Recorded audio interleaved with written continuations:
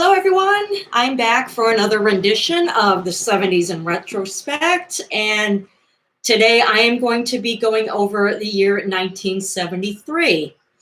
Unfortunately, I don't have any pictures to show you. I have uh, the only photo albums I have are the ones that I displayed in my 1970 and 1971 shows, because most of the other photos are at my mom's house, somewhere in a bag up in her attic, and she has no idea where she puts them, but I'm pretty sure they're there somewhere, and I hope I can find them because I'd love to dig them out and show them with people. So the first thing I'm going to discuss is, of course, I'm going to get off right now to movies that were a lot of lesser known movies. There's one that was called Electric Glide in Blue, and it featured Robert Blake, and it featured 4 of the members of the group Chicago, and which was interesting. And the movie itself didn't do too well. It's kind of easy to explain. I put it down in a lot of words as best as I could, but it starts off where basically Robert Blake is a highway patrol in Arizona with his buddy named Zipper. They patrol the highways, and they hear of a possible suicide from somebody named Crazy Willie. And Robert Blake, actually Wintergreen, John Wintergreen is his name, he figures out that it was not a suicide, but a homicide, being the way that the shot was in the chest and not in the head. And the detective is very impressed and promotes Wintergreen to the homicide unit, which Wintergreen, that was his wish. However, it's short-lived due to the fact that he identified with a group of hippies who the detective and a lot of the other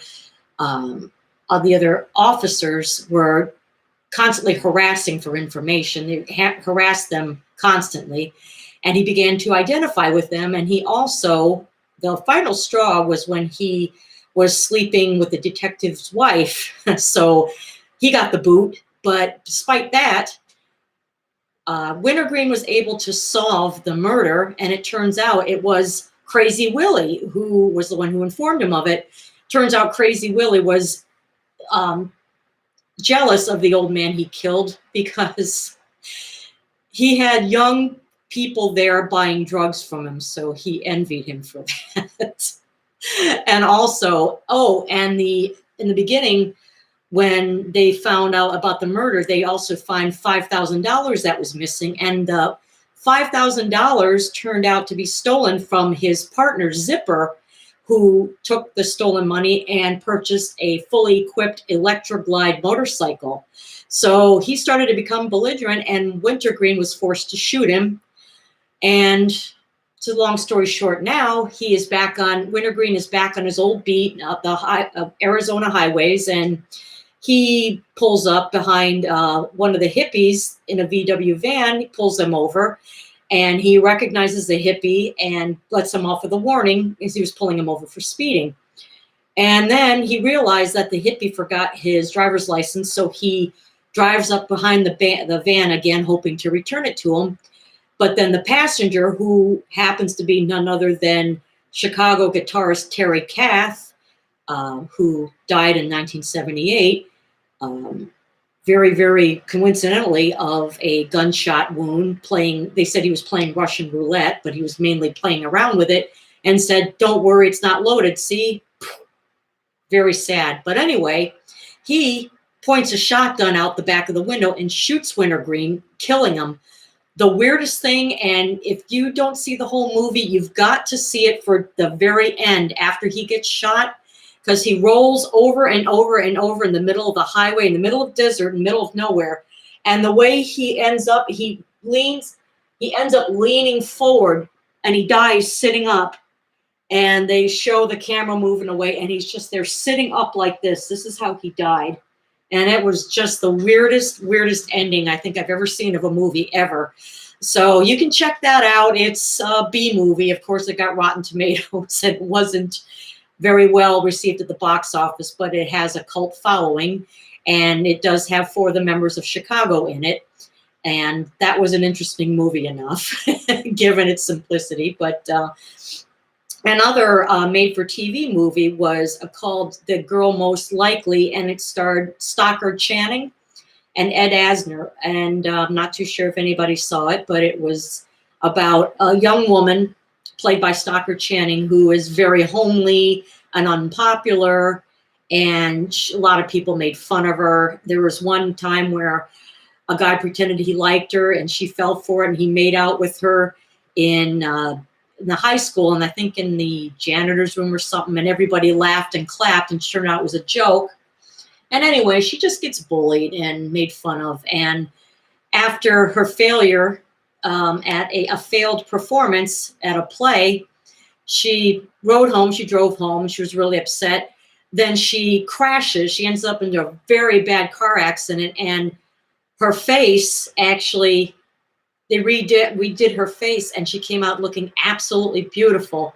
And from then on, she got a lot of dates, requests for dates, and she decides now to take revenge of all the people who hurt her. And she ends up in a lot of ways killing them in a lot of unusual ways. And at the end, Ed Asner, who's a cop, he ends up finding out it was her, and they fell in love. She falls in love with him. And she ends up going to jail, but they marry when she's in prison. She's got the shackles on her, but very, very like a dark comedy sort of. If anyone hasn't seen it, you can find it on YouTube. It's called The Girl Most Likely, and it's an awesome, awesome program, an awesome TV movie. And of course, the movie The Exorcist premiered, and the thing that was weird about that was it premiered the day after Christmas, December 26, 1973, which was really kind of spooky. I mean, given the circumstances, right after Christmas, which was really odd. And so as far as that goes, there's also there's a festival there too, for 1973 in July at Watkins Glen Raceway, and it drew 600,000 people, which was one and a half times more the people that were at Woodstock. And it featured the main bands were the Allman Brothers, Grateful Dead, and the Band. All three wonderful bands, especially Allman Brothers and the Dead. I don't get into the Band too much, but I like some of their material. But and also a lot of the fads of 1973, a lot of the things that I remember were these tasted so good. They were kind of like, not really gritty tasting, but not real sweet. And they were called breakfast squares. It was by General Foods. And actually you can find on eBay, you can actually find the boxes that people kept, and they're being sold on eBay. And I used to love them. Oh my God, they had chocolate. They had the butter pecan was my favorite. I think they had cinnamon maybe, and they had all these different flavors. And oh my God, I just loved them. And it was too bad. I think shortly after that, they went off the market, which was really sad. I loved them when I was 5 years old. I was 5 in 1973. And also there was the commercials. There's also peanut butter called Kugel. It was called, they had it in different flavors. I think they had coconut, they had chocolate flavored. And the funniest thing that the commercial cracked me up, it was this big purple thing. And I guess it was the mascot of Kugel, so to speak. And it was this big purple thing, and it's spreading the peanut butter on the bread. And it says Kugels with the great peanutty surprise. And then again, the kid's holding a Kugel peanut butter jar, and he's got peanut butter on his nose. He says, Kugel. It was just the funniest. Oh my God. I try to find this exact commercial on YouTube, and I'm surprised no one's found it and posted it, because I would kill to see that again. They have Kugel commercials, but it's only the one where the woman is sitting at the table with her son, and the peanutty surprise Kugel, and it was just pretty much one of the mill. And another one from 1973, there was a shampoo called Yucca Do. I laughed because it sounded like yucca poo, and it was, I think, yucca plant, and it was one of those. It was popular for a short time. That shampoo, Yucca Do. And other things, of course, were, the game shows. Of course, one of my favorites was Match Game. And evidently Match Game had been a long-running show, I think in the 50s and 60s, I'm not sure, but the time that I heard of it, of course, it must have been going on. But I first caught wind of it when I was 5 in 1973, and it was my favorite. And I used to like to play around like that too, where the contestants come up, and I used to love it. They'd have all this panel of celebrities, and there was a little, like a description, and you have to fill in the blank, and and there's the answer that the people, the contestants know, and the celebrities would try to guess them, and a lot of times they were wrong. But that was my favorite show, and I just saw it from 1973 to 1974, and I think I kind of lost interest in it after that. But and of course there was The Price is Right, and I used to play along, like I said, with Price is Right all the time. There was a big black vinyl couch in our back Florida room, which had the gross looking red shag carpet that I discussed in this 1970 retrospect. And I'd stand behind the arm, and I'd be the contestant. Oh yeah, I bid this, or 25,000. And it was just so much fun.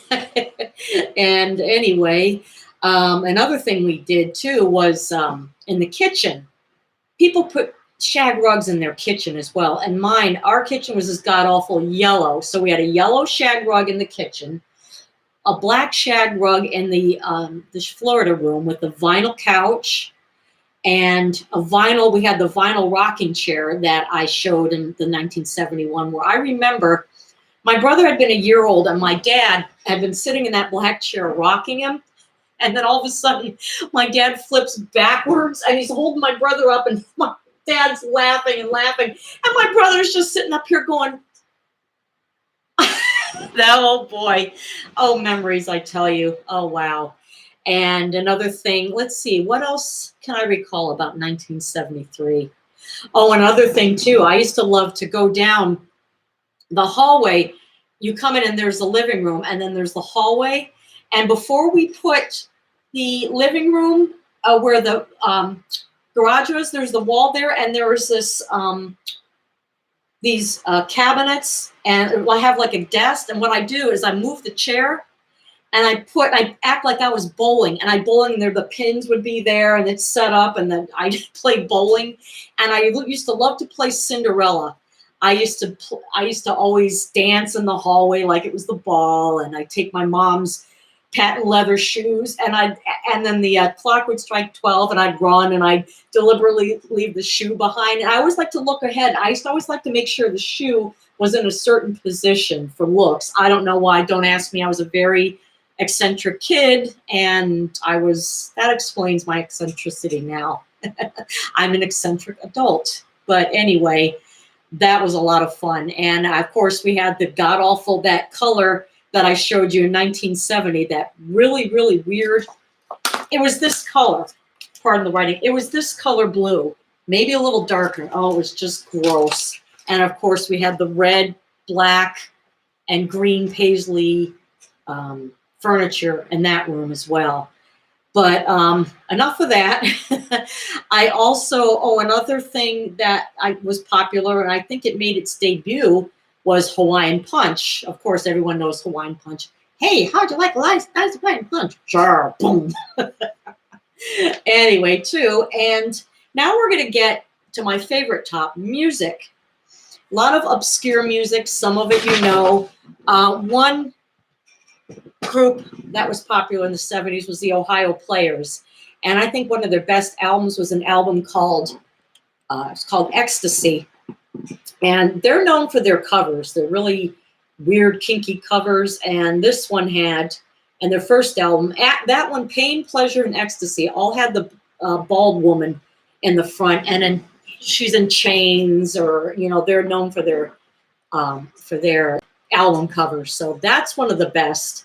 And the title song is really good. I think one of their funkiest albums. It's like in that period, like before 1975 and before, was good. Their album Honey that came out in 1975, to be honest with you, I didn't really like. It just, to me, it was just weak in some areas, and there were some funky songs, like of course Love Roller Coaster was the big time song of them, but I will discuss that more in 1975. And another band I happened to catch out of curiosity, and they only made one album, is called The Sop with Camel. I don't know if you can see that. The Miraculous Hump Returns from the Moon. And it has kind of like, some instances, it has kind of like a Steely Dan type flavor, kind of jazzy, kind of, pop. And you got to check that one out. It is a really good album. And the song, one of my favorites is Orange Peel. It kind of has that, a little bit, it just reminds me of Steely Dan a little bit, but the whole album is phenomenal. Check out Sop with Camel if you're into that kind of like jazz, kind of poppy, kind of really laid back music. That's a band you should check out. Another one, which was kind of a super group, which lasted for 3 albums, because I was discussing super groups in my 1972 show that never end up really being super groups for too long. This one had 2 albums and a live album, and I didn't discuss the one in my 1972 show. I had completely forgotten, but their name is West, Bruce, and Lang, and it's Leslie West from Mountain, another phenomenal group, Jack Bruce of Cream, Corky Lang was some drummer from Canada. Anyway, their first album is called Why Don't Ya, and that's a phenomenal album. This one might not be as strong, but it's still just as good. This is called Whatever Turns You On, and there's the song. It's all pretty good. Most of the songs, some of the songs that I couldn't really get into were Slow Blues and Dirty Shoes, but the rest of it is really, and the last song called Like a Plate, I don't know why it's named that, for what reason, but anyway, that one, you got to check out the ending. It's very avant-garde. It's just a lot of banging on the piano, and it's really cool. It's I think, like I said, it's a really strange way to end a song, but very avant-garde. If you want to check this out, check out West, Bruce, and Lang. And they have a live album called Hot and Sweaty. I haven't listened to much of it. It's really, they've got a long version of, I think it's called Roadhouse Sod or something. I haven't really listened to it. I've only listened to maybe a little bit of it once, but I'm going to give it a listen to, and I might give you the opinion of it in my next week's show for 1974. And another band, it was from Stephen Stills, that put together for 2 albums, Manassas. And the very first Manassas album was in 1972, which I liked, but some of it was too country for me. Like one part of the CD, I kind of missed the country stuff. But this one got bad reviews. It's really not as strong. It has 10 songs, but it's called Down the Road. And given the looks, it's not a live album. It's a studio album. And it's weak in some areas, but a lot of the good songs, here's some of the songs.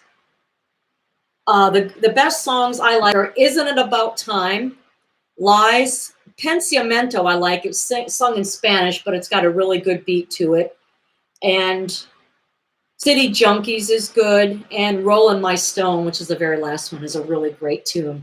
So definitely check out Stephen Stills' Manassas, their first album, and Down the Road. Very good band, another short-lived. But Stephen Stills went on for a musical career, solo career, which is phenomenal. And, of course, Stephen Stills from, God, the name... Buffalo Springfield, I'm sorry. Speaking of Buffalo Springfield, thank God for YouTube and being able to record, because one of my favorites by them was Bluebird. And Stephen Stills refuses to release it on CD, the original 9-minute, because it's basically a jam.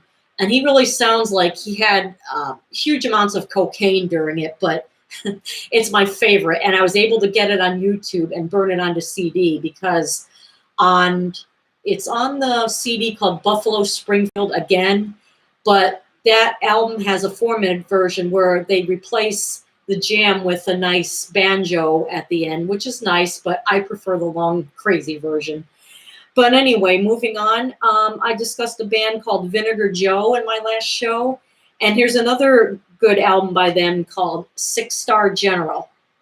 It's this one, I think, for some reason, it wasn't officially released on CD. This sounds like it was burned burned from a vinyl record, which doesn't really take away. It actually still sounds good, but here are the songs. One of my favorites is Black Smoke Rising from the Calumet, and then there's Food for Thought. Talking About My Baby is good. Giving Yourself Away is good. This is one of their better albums too. Their first album I didn't really get into too much, although it's pretty good. The second one, Rock and Roll Gypsies, and then this, of course, Six Star General. And they only were around for 3 albums. It's a great band, really great band. Not too many people know about them. I like talking about obscure music, and I like trying to open people up to more, if you're into the 70s rock like I am, and I always like to find out more, and I do on YouTube. I constantly find more that I'm burning, and like I said, I'm a kid in a candy store when it comes to that. Another one of my favorites, this live album is really great. It's Eric Clapton's Rainbow Concert, and it has Pete Townsend, Jim Capaldi, and Rick Gretsch from Traffic, Ronnie Wood. I have no idea who Jimmy Karstein is or Rebop, but that was, I think, after when Eric Clapton was coming out of really bad heroin addiction. And in some ways he sounds a little tired, but I absolutely love this. I love this album. And one of my favorites, recorded at Rainbow Theater, hence the name Rainbow Concert. And everything's great. Everything they've got. One of my favorites is Let It Rain, from his first official studio album. Let It Rain was also a good 1970 favorite as well. It wasn't from 1970, but for some reason it was released in 1972. But I think it only went to number 48 on the charts. Another one, this is very obscure. This came out on CD somehow, but it was obscure, and I think it was shelved. But the band Love, and that I discussed, the lead singer was Arthur Lee, and the band Love were a good 60s kind of psychedelic kind of proto-punk band. Well, Arthur Lee went solo, and he released this album called Black Beauty, and it's got a full booklet, which I love. The full booklet and the CD tells about the story of it, and the whole CD is great, except they have like extra bonus tracks, which I don't really care for. One of them is called Title Song from the Motion Picture Thomasine and Bushrod. I took a listen to it, and I just wasn't impressed. And I just never got into them, but the first 10 of all the songs are really good. The song, let's see, which one is really good? Midnight Sun. I think it was Midnight Sun that I found on YouTube, and I looked for the CD, and there it was. But anyway, it's called Black Beauty. It says the band is Love, but it's got Arthur Lee on the cover. So it's mainly an Arthur Lee project, really. But that's that. And another one. Now this is one of the funkiest women funk singers I've ever come across.